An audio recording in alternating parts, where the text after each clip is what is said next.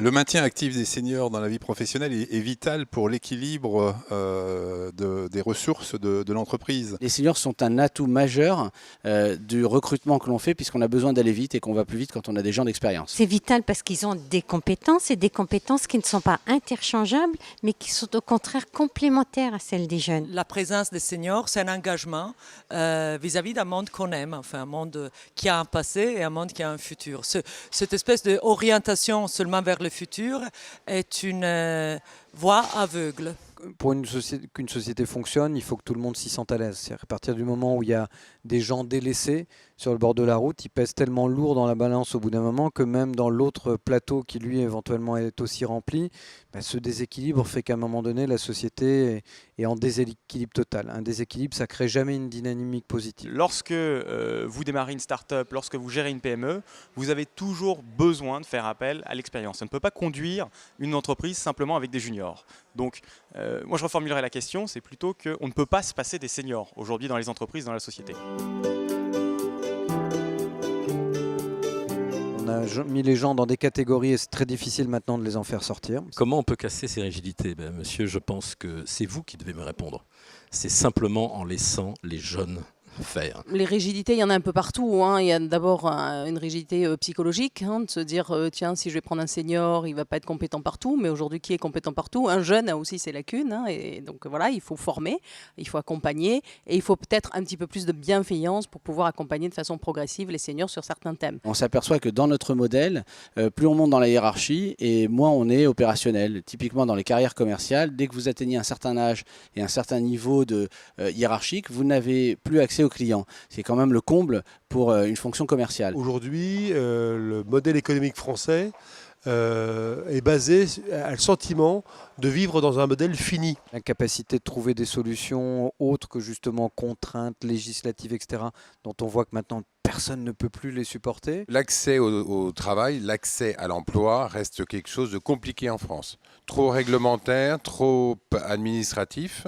L'embauche des seniors dans les grands groupes, elle est liée quand même à plusieurs éléments. Effectivement, il y a un historique, on en a parlé beaucoup ce matin, sur le fait qu'aujourd'hui, il y a des clichés qui existent, les gens coûtent cher, on a tendance à dire je fais sortir un senior pour faire rentrer un jeune. Ces nouvelles formes d'emploi, c'est celles qui intègrent une réalité. Si on veut retrouver la croissance, il faut se mettre dans une perspective de création et de multiplication de richesses. Donc au lieu de faire, défaisons. Et là, on aura un espace plus clair, plus libéré, plus fluide. Il faut trouver des solutions alternatives et permettre aux entreprises qui n'ont plus les bonnes compétences de pouvoir les obtenir ou les avoir dans le cadre de missions ou d'activités connexes. Les fondateurs de start-up qui sont des profils plutôt jeunes, bien entendu, surtout dans la high-tech et le digital, n'ont pas forcément le réflexe d'aller chercher des associés seniors. Bien entendu, en général, les CMO, CTO, CEO, ce sont plutôt des jeunes qui s'agglomèrent et qui forment une synergie pour porter un projet. Mais ce qu'on voit beaucoup se développer, et notamment avec le MoveJ, c'est le mentorat. Ça veut dire qu'on ne va pas aller forcément chercher un associé qui sera senior, ce qu'on va aller chercher, c'est un mentor. On s'est aperçu que les outils classiques, type contrat de génération, ne marchaient pas. En revanche, plusieurs solutions ont été évoquées, comme le portage salarial, comme partager la croissance, à proposer d'externaliser des seniors dans des PME, ce qui est aussi une très bonne idée. Donc, on s'aperçoit que les nouvelles formes d'emploi doivent être portées.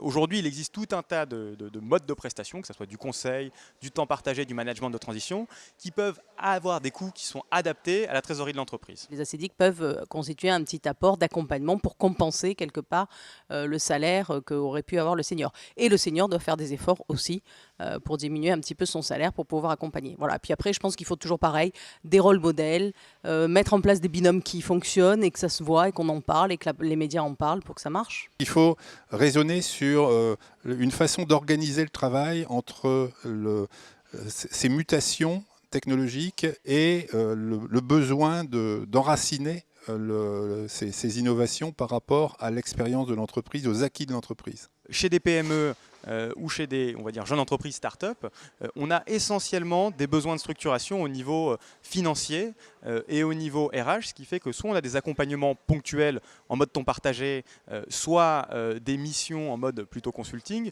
pour de la structuration de ressources humaines, pour des DAF, des directeurs administratifs et financiers, qui sont capables d'accompagner l'entreprise à passer au cran supérieur. Les grands groupes français sont en surnombre.